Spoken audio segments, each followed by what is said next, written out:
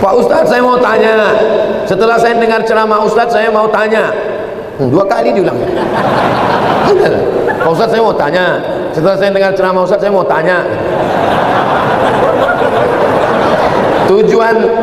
Tujuan hidup di dunia ini harusnya seperti apa Pak Ustadz? Untuk apa kita di dunia ini Pak Ustadz? Biasanya pertanyaan orang macam ini dia udah di tepi jembatan. Untuk apa hidup ini? Udah streaming. Untuk apa hidup ini?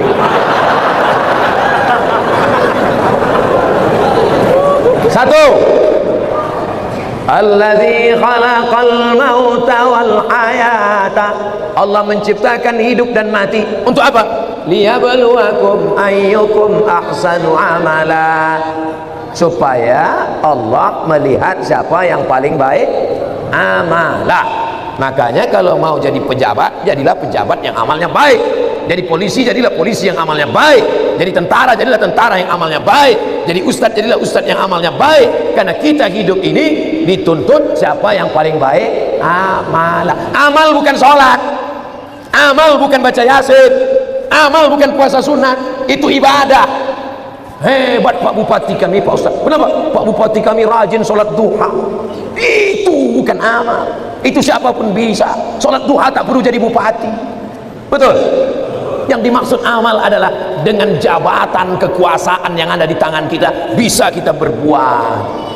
Kalau jadi anggota dewan, buatnya perda syariah. Anak SD tidak boleh masuk SMP kecuali punya ijazah MDA. Setuju? Itu man, dengan kekuasaan. Jangan nanti udah pensiun baru datang Ustaz Somad, apa yang bisa kita buat untuk bangsa ini? Tangan udah menggeletar. Itu apa? Ustaz Somad, kami sebagai aparatur negara, PNS, apa yang bisa kami buat amal kami? Mana PNS? PNS kemana nih?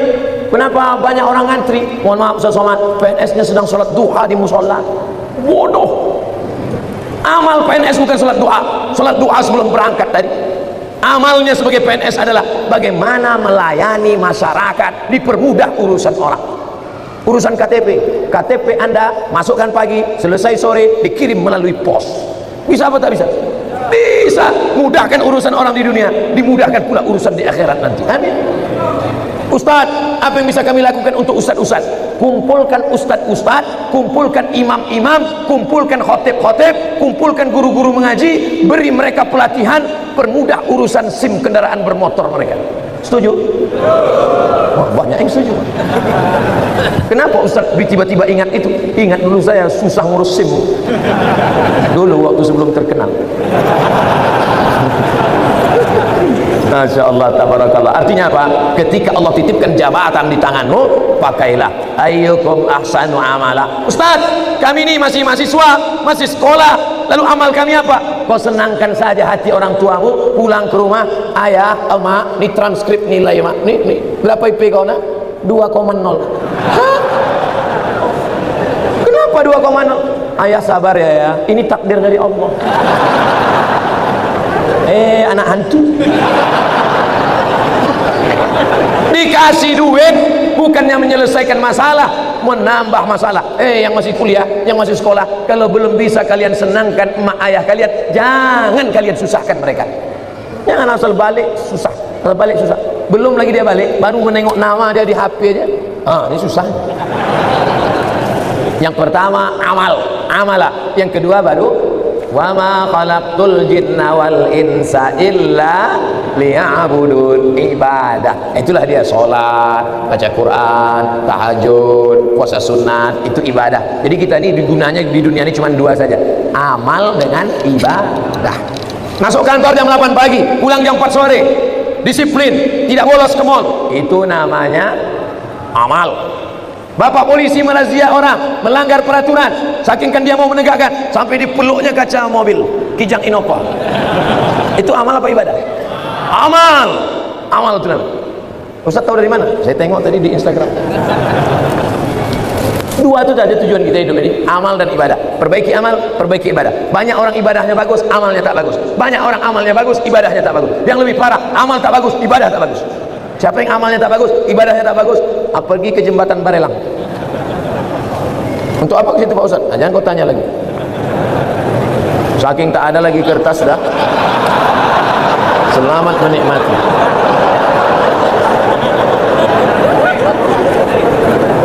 Apakah azab hanya ada untuk orang yang sudah meninggal saja? Allahumma inni a'udzubika min azabi jahannam wa min azabil qabri wa min fitnatil mahya wal mamat wa min syarri fitnatil masihid dajjal. Hadis riwayat Muslim. Baca sebelum salam. 4. Allahumma inni a'udzubika min azabi jahannam wa min azabil qabri wa min fitnatil mahya wal mamat wa min syarri fitnatil masihid dajjal. Tangannya tetap satu, yang 4. Hadis sahih. Menunjukkan dalam doa ini bahwa azab itu ada azab di dunia, ada azab di akhirat. Fitnatil mahya, azab hidup, ada azab hidup, ada azab akhirat. 2. Apa perbezaan cobaan dan azab? Salat rajin, puasa rajin, tak pernah mencuri, tak pernah maksiat, tiba-tiba sakit, itu ujian, karena Allah ingin mengangkat derajatnya. Minum khamar, mabuk, tiba-tiba sakit, azab dari Allah. Tapi azabnya itu pun juga Allah ingin menghapuskan silap salahnya. Makanya kalau ada orang sakit, ada 3 kemungkinan. Pertama, azab karena balasan atas dosa-dosanya, tapi di balik azab itu juga ada rahmat supaya dosanya hilang. 2, Allah ingin mengangkat derajatnya karena dia sabar menerima ujian. 3, Allah sudah menempatkan dia di surga tertinggi tapi amalnya kurang. Maka kata Allah kepada malaikat, kasih dia ujian supaya kalau dia cukup maka dia ditempatkan. Mudah-mudahan kita semuanya sudah ditempatkan di surga Jannatul Firdaus. Tinggal lagi menambah amal-amal kita. Ini udah kemarin nama dia di mana nih? Ini di Firdaus ya Allah. Amal dia di mana? Amal dia kurang-kurang sedikit. Buat dia agak demam-demam puyuh 3 hari. Kalau dia sabar, masuk. Kalau nanti Bapak Ibu jamaah Tanjung Pinang masuk ke dalam surga, amin. Pas sampai ke dalam surga, tengok kanan kiri tak ada saya. Mana Ustaz Somad? Cari saya di ruang VVIP. Pede kan Ustaz. Orang Islam mesti pede. Yang ngajarkan dia pede Nabi. Man qala la ilaha illallah Muhammadur Rasulullah dakhalal jannah. Siapa yang mengucapkan la ilaha illallah Muhammadur Rasulullah dakhalal jannah, masuk surga. Ini banyak orang, kau gimana masuk surga? Entahlah Pak Ustaz, enggak pasti lagi. Apa tak pasti? Kau masuk surga pasti masuk surga. Cuman masalahnya masuknya kapan? Nah itu. Nah, ada yang antriannya panjang, pakai transit delay pula lagi. Nauzubillah.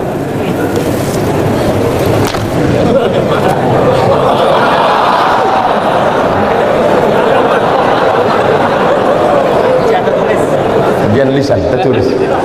Pertama-tama, mau pakai pertama-tama. Izinkan saya mengirimkan Al-Fatihah untuk Ibunda Ustaz Abdul Somad Hajjah Rohana binti Nuruddin. Al-Fatihah. A'udzubillahi minasyaitonir rajim. Bismillahirrahmanirrahim. Alhamdulillahirabbil alamin. Arrahmanir rahim. Maliki yaumiddin. Iyyaka na'budu wa iyyaka nasta'in. Ihdinas shiratal mustaqim. Shiratal ladzina an'amta 'alaihim ghairil maghdubi 'alaihim waladdallin. Amin. Semoga Allah mengampunkan segala salah dan dosanya. Amin ya Allah. Ketika saya sholat berjamaah, saya berada di shaf kedua. Ada makmum di depan saya, sholatnya batal. Terus saya maju ngisi shaf yang kosong. Apakah yang saya lakukan itu benar? Atau sebaiknya makmum yang di sebelah orang yang batal itu yang menggeser? Ada 2 cara. Mohon maaf saya belakangi tuan-tuan. Yang jadi patokan imam di tengah. Imam di tengah. Lalu kemudian di mana orang yang batal tadi? Di sini. Kalau orang yang batal tadi di sini, maka shaf sini rapat kemari. Kalau yang batal tadi di sini, yang shaf sini datang kemari. Karena rapatnya kemari, bukan ke sana. Kalau tuan yang di belakang nengok dia tak bergerak, entah saking khusuk atau dia takut, maka yang belakang ini maju ke depan. Nampak dia? Tengok beberapa detik tak bergerak, maju ke depan. Nah, nanti baru yang belakang pula maju ke depan. Tak boleh ada shaf kosong. 2 cara. Samping ni ke tengah atau yang belakang tu ke depan. Bagaimana posisi derajat kedudukan mertua dan orang tua kandung di sisi Allah? Kalau engkau berbakti sama ayahmu, sama emakmu, biasa, karena dia yang mengandung 9 bulan 10 hari, menyusukan 2 tahun. Tapi kalau kau berbakti pada mertuamu, luar biasa. Kenapa? Karena dia memberikan anak gadisnya yang dilahirkannya dengan derai air mata, bersimbah darah, tiba-tiba dikasihnya anaknya kepada engkau hanya dengan mahar sebentuk cincin emas 1 gram, itu pun imitasi. kasih anak gadisnya, ikhlas dia memberikannya. Ambillah nak. Tiba-tiba setelah anak gadisnya kau ambil seminggu sebulan, balik anak itu dalam keadaan mata biru, KDRT. Oh, di mana otakmu kau letakkan? Oleh sebab itu maka berbakti sama ibu biasa. Aku sayang sama engkau mak, biasa, karena makmu yang menyusukanmu 2 tahun. Tapi kalau kau berbakti sama dia, luar biasa, karena dia memberikan anak gadisnya kepada. Hai ibu-ibu, kasih anak gadis kalian sama yang soleh-soleh di Masjid Tanjung Pinang. Tak ada yang mengaminkan, tak dapat lah kalian. Yang mengaminkannya udah nikah pula, dapat 2. Tolong diberitahu amalan sunat sebelum tidur malam Pak Ustadz. Wudhu, sebelum tidur malam berwudhu. Paling bagus lagi sholat witir. Tapi katanya witir tengah malam. Ada 2 sahabat Nabi yang witirnya sebelum tidur. Pertama Abu Hurairah, yang kedua Abu Bakar Siddiq. Ya Abu Bakrin mata tutiru, hai Abu Bakar, kamu witirnya kapan? Ba'dal atama, habis isya sholat witir. Maka siapa yang witirnya sebelum tidur, nanti malam tahajud saja tak usah tidur lagi, tak usah witir lagi, maka dia dalam keadaan tidurnya suci. Baca kul huwallah, kul ambil falak, kul bin nas, ayat kursi, al-fatihah, subhanallah 33, alhamdulillah 33, Allahu akbar 33, miring ke kanan, hadap ke kiblat, bismika Allahumma ahya wa amut. Sunnah. Orang sekarang tidur megang remote. Pertama dia nonton TV, lama-lama TV itu nontonnya.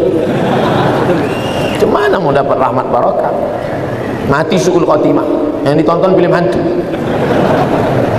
Saya tahu Ustadz tidak merokok, tapi tolong beri saya motivasi untuk stop merokok.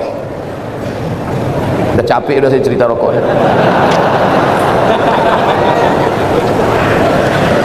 Hai yang merokok berhentilah. 1 hari 10.000, 1 bulan 300.000, 1 tahun 3 juta, 1 tahun 3.600.000, sudah bisa beli kambing kurban. Bisa apa tak bisa?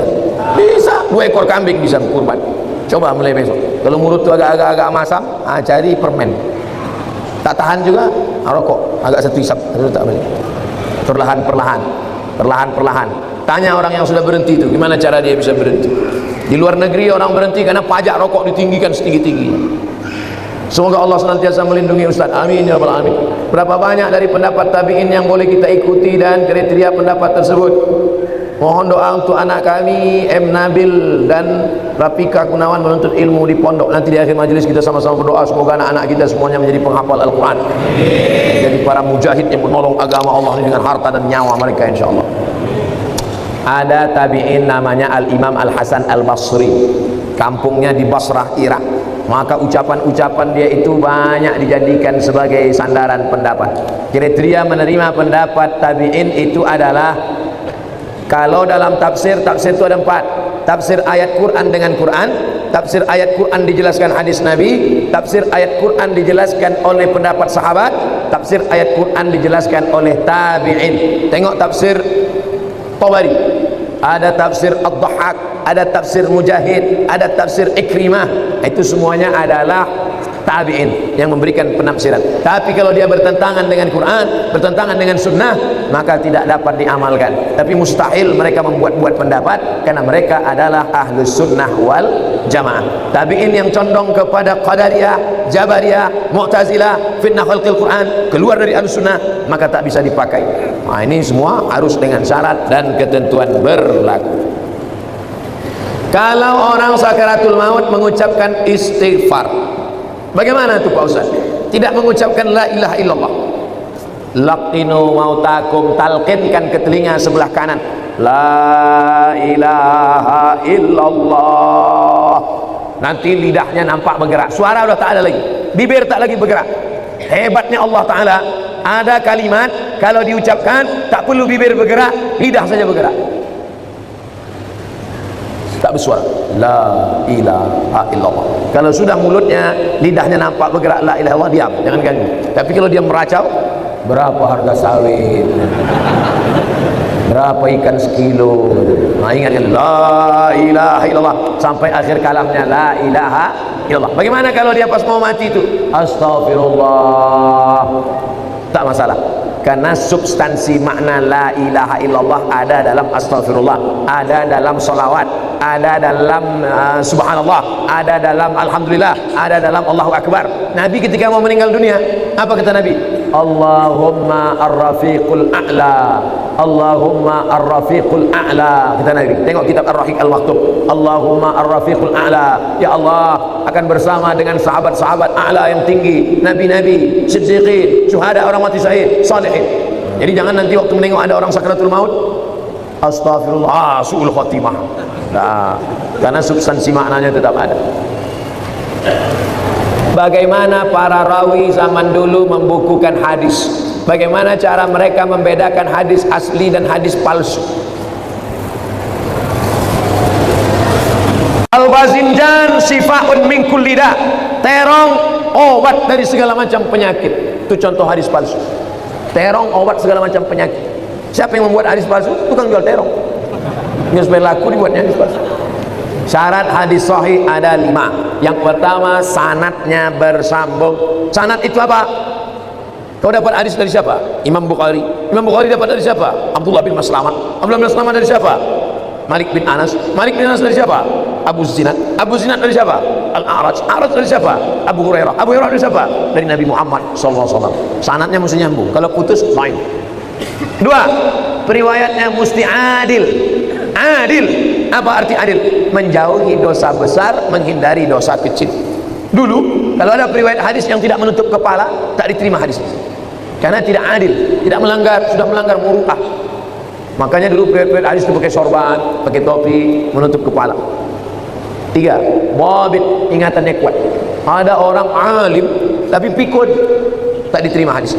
Makanya kata Malik bin Anas, aku ketemu di Masjid Nabawi ini dengan orang-orang soleh. Kalau aku minta dia berdoa, turun hujan. Sakingkan kabul doa, sakingkan banyak zikirnya. Kalau aku suruh mereka berdoa, turun hujan. Tak perlu istisqa ramai-ramai. Satu orang saja berdoa, turun hujan. Tapi aku tidak meriwayatkan hadis dari dia. Kenapa? Karena pikun, tak ingat. 4. Riwayat dia tak boleh bertentangan dengan riwayat yang lain. Namanya syaz, mukhalafatus thiqah liman huwa awsaq minhu. 5. Tidak boleh ada illat. Illat itu apa? Sababun khafiyun yaqdah fi sihhatil hadis. Ada sebab walaupun kecil yang membuat hadis itu jatuh derajatnya, maka tak bisa diamalkan. Inilah kriteria yang dibuat ulama dalam kitab-kitab ulumul hadis, ilmu-ilmu hadis. Saya sedang hijrah. Oke, terima kasih sudah menonton sampai akhir ya. Ini tadi adalah sesi tanya jawab. Banyak sekali pertanyaan-pertanyaan yang mewakilkan, seperti tentang sholat, tentang Abu Hurairah, dan tentang hadis-hadis. Juga ada tentang fatwa-fatwa, misalkan ada ulama yang cerdas tapi pikun. Nah, itu banyak sekali ya. Nah, tinggal bagaimana kita itu mengekspresikan atau kita itu mengamalkannya. Jadi lebih baik kita itu ya mengamalkan untuk diri sendiri terlebih dahulu. Jangan langsung kita orientasikan, langsung kita sebarkan ke orang-orang lain. Karena apa? Karena kalau kita itu belum sendiri saja belum melakukan sesuatu hal, kok kita sudah menyebarkan, nah itu sangat-sangatlah nanti bisa dikatakan omdo, bisa dikatakan juga ya ilmumu baru sedikit tapi sudah berbicara banyak. Karena apa? Setiap perkataan, setiap hadis itu banyak banget yang menyatu. Misalkan hadis yang diungkapkan oleh kayak oleh Ustadz Abdul Somad itu banyak banget yang, misal nih contoh, kita ada 4 mazhab. Nah, 4 mazhab ini berbeda-beda. Nah, mungkin orang tersebut itu mengikuti mazhabnya Syafi'i. Misal contoh kunut.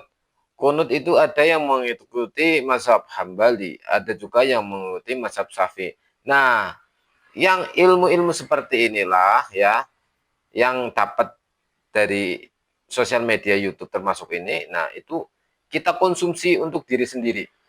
Nah, kalau misalkan kok di dalam pertanyaan tadi kurang percaya atau kurang meyakini atau kurang puas dengan apa yang dijawab oleh Ustadz Abdul Somad, bisa diuji dengan cara bertanya kepada siapa? Kepada kiai-kiai yang lain. Nah, kalau jawabannya itu berbeda, berarti kemungkinan ada mazhab yang lain yang mengatakan beda, itu yang seperti itu kunut tadi, yang ada kunut ada yang tidak. Nah itu, nah tinggal kita pilih yang baik mana, tinggal kita pilih yang serak di kita itu mana, karena empat mazhab ini semuanya benar. Oke, semoga video ini bisa bermanfaat buat kita semua. Jangan lupa like, subscribe channel ini agar channel ini terus berkembang. Terima kasih. Assalamualaikum warahmatullahi wabarakatuh.